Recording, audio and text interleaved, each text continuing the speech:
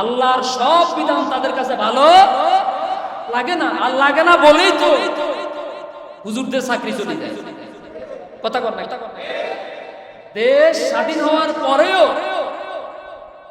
জালিম স্বৈরাচারের দোসর মানিকের বিরুদ্ধে কথা বলার কারণে, চোর দরবেশ বাবা সালমান এফ রহমানের বিরুদ্ধে কথা বলার কারণে এক খতিবের চাকরি চলে গেছে দেশ স্বাধীন হওয়ার পরে।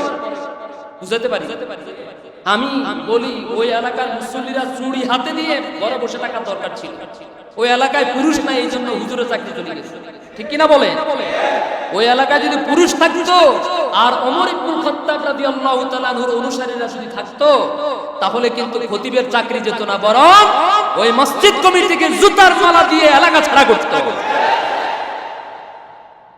এত বড় সাহস, এখনো খতিবের বিরুদ্ধে কথা বলে।